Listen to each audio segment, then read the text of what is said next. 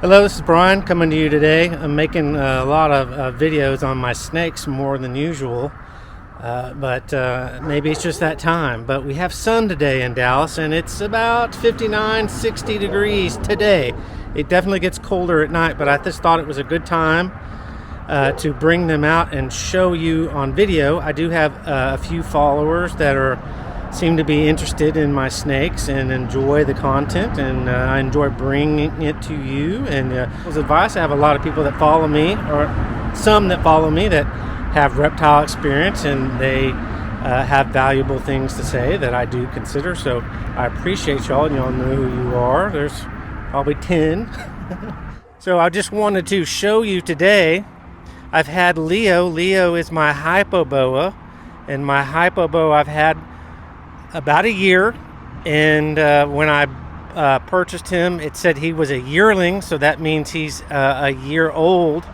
So if you take that into consideration, Leo is 2 years old, but I think he's more about 1.5 years old, maybe. Maybe he was 6 months. The website where I get these things, they don't update their posts at all. This thing could be 10 years old, the posts, and they could have been talking about a breed of snakes or a collection of snakes from 10 years ago, and you try to apply it when you buy now or a year ago, and it's like you're totally getting different looking snakes than what the description says. But a little over 2 years old, and he is my Nicaraguan boa, and they are a dwarf boa, but I think that Leo was bred with a smaller another parent, or both of them. The parents were smaller boas, considered maybe dwarf, 4, 5, maybe female upwards, the largest 6 feet. So that's what I'm going with now until I see, in 5 years, Leo grows to 7, 8 feet long, and then we'll know that I was wrong. But let me pull them apart and show you, because the point of the video today is to kind of show you what they look like, and I'm out here in the open in the natural light. Step back and show you how long each are, and then you can kind of gauge, how big they are. Leo is really like a corn snake. Leo is like a 2 to 3 foot long corn snake build. With more maturity, is he going to put on some more girth and weight? Possibly. Or will he stay corn snake slim, for most of his life? Possibly too. Let me try. I'm telling you, it was 30 minutes just getting these guys out of their cages. That's why I guess I don't make more. It's just because they're up at different times. And to get them out of their hide and pull the top off, how my cages are built, and trying to find something with the lights that are all wired in and stuck on top, it's a challenge to remove both tops, because they're double-decker, and it's hard to remove their lights and find a place to balance everything. And when they get out, they cling on to everything. If I'm standing near something, their tail will just go bloop on it and wrap around. I'm constantly, it's like trying to unwind ivy, a really well-established ivy plant that's attached itself to everything. These snakes are just incredible, but for the most part, but difficult to deal with sometimes. So it seems like I got a better grasp on Leo right here. So here's Leo, and I'm gonna pull him out, and I'm not gonna hold him to the camera because the perspective will be changed. So with my head, I'm gonna try to just kind of hold him close to me, and he might be really difficult to stretch out. He always likes to curve his head around. Man, they just do not like to straighten out.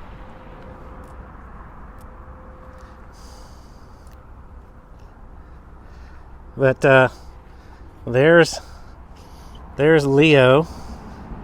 Leo's a little over 2 feet. He's not very big.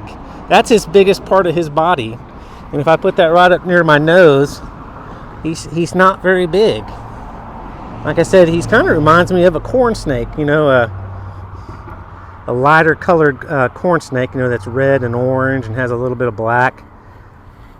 But Leo's doing great as far as I can tell. Manny is a handful. Manny is a grasper. Manny grabs me and holds on really, really tight, like he's scared he's going to fall. Let me just tell you the story. When he was younger, maybe a year and a half ago, he did fall, and I had him in the house on a piece of wood, and he unbalanced the wood and the limb that was standing up on the floor about 5 feet up. He was up about 4.5 feet. The limb fell over and smashed on the ground, and I think it really, and he was on it, and it really startled him and really frightened him. And now, I don't remember, when he was little, that he would hang on to me, so just death grip. And so after that, I think that he had more of a death grip on me, because he realizes that he doesn't want to fall. So now it's insane trying to put him around your neck or put him around your hand, because he just grips it. He will cut the blood circulation off in my hand like he did earlier, and you have to unwind him around. Leo's not that bad. Leo is still in that phase where he will lose his grip and he can take a fall to the ground.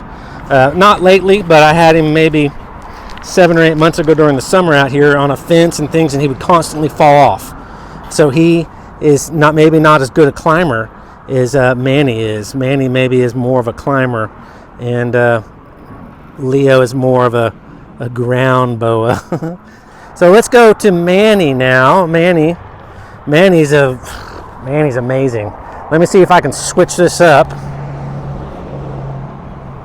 Manny's gonna have to hold on to my jacket.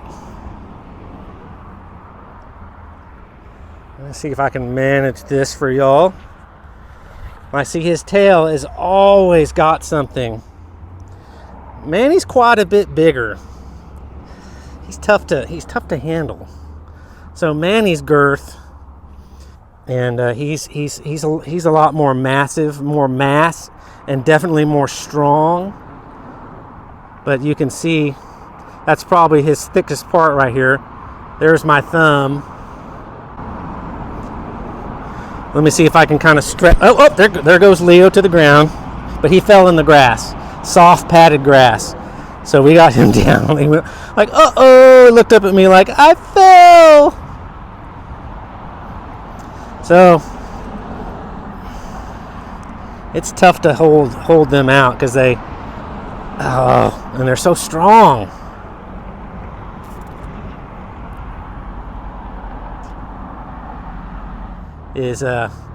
So Manny is probably closer to getting up there to 4 feet now, as would be my estimate.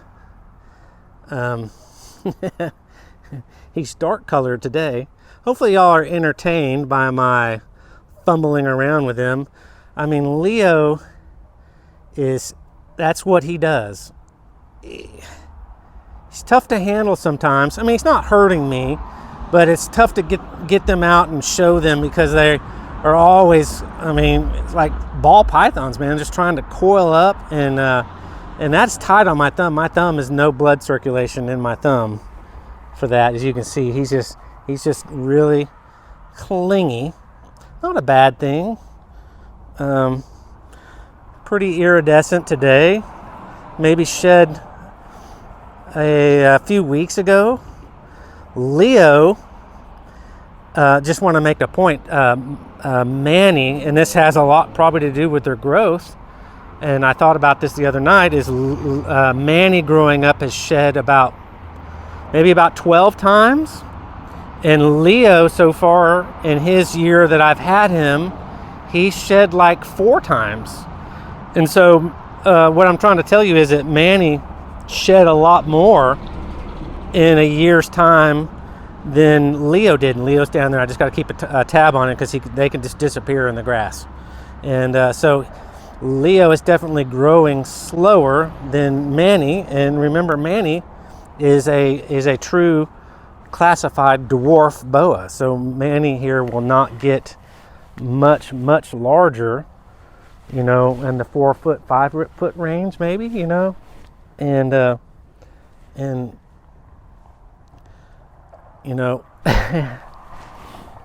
he's gotta always be grabbing on me. Get him off. But that's what the video I wanted to bring to you, is out here in the light, and it's amazing. Manny is such an amazing snake, and Leo. So hopefully, if y'all have boas, that you have some tame boas. I know that boas tend to be hit or miss. They really do. I mean, there's plenty that appear to be pretty nice and real gentle and real casual, and not hyper or not think they're going to get eaten every second of their life when they're out being handled. But let me pick up Leo real quick down here. Quite a bit smaller, but he's going. I was happy. Oh, don't do that. Oh, that's the first time Leo has struck at me and hissed at me.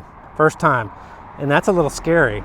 I know I'm in the daylight and they don't see me in the daylight ever, really. And Leo is pissed right now that I pulled him out of the grass. That's the first time. Luckily I didn't get bit in the face. I think he bit up here at the hat. Something to do with shadows, but let me rile him in. Oh, he does not look happy. Bringing reptiles outside, and they're not used to being outside, has a lot to do with them changing personalities, and that's the first time I've experienced that. So this is a learning lesson with Leo, and two, it could be piss Manny off too. And I just don't want to be bit by any of these creatures. Oh, he does not look happy. He's real postured back. His eyes are kind of popping out, and his muscles in his jaws are kind of pressed down or compressed, kind of like that. He does not look happy. But I'm going to keep him away from my face because he could have bit me in the eye. That's the first time I've ever seen him strike at me, and I don't like it. But other than that, thanks for watching. Learning experience every time I deal with my reptiles. Manny and Leo are such great snakes. It's just like I said, he got freaked out about something, the bright sun and the shadows on me, and I just picked him up out of the grass, and he was on the ground near my feet. That's another important thing to share with people. When you put the boas down or any snake down on the ground and you are standing 4, 5, 6 feet above them, they see you in a total different light. So I rarely put my snakes and my tegus on the ground, or my snakes on the ground, and then lean down and pick them up. They just don't like to be on the ground. And my tegus, when they're outside, if they ever get put on the ground, they turn into Mr. Jekyll and Mr. Hyde. They just get really upset. And they're very defensive. That's snakes and reptiles are defensive. They're not aggressive. They're not trying to hurt you. They're just trying to protect themselves and not get injured or not get eaten. So there you go. Thanks for watching. Hopefully it was helpful. You enjoyed seeing them. You enjoyed seeing Leo nip my hat and come really close to my face. And luckily Manny's not doing that. But thank you. Tune in again as I get my new future boa and try to not get bit by him or her. It's a her. Remember, it's a she. And all right, anyways, enough chatting, enough stumbling around. Bye-bye. All right, now I'm inside. Just want to show you Leo is totally relaxed now. And not, I mean, his eyes were all large, and you could just tell how pissed he was right at that second, and thought he was probably going to be eaten or his life was in danger. But Leo's now totally back to being a really chill snake and not upset. So I just need to be aware when I take them outside. That their little personalities can shift. They're great snakes indoors, but since they're not outdoor pets, that is a completely whole different environment. Wow, man. Such a small little snake, but so powerful. Where is he going? Ugh. But anyways, Leo's okay.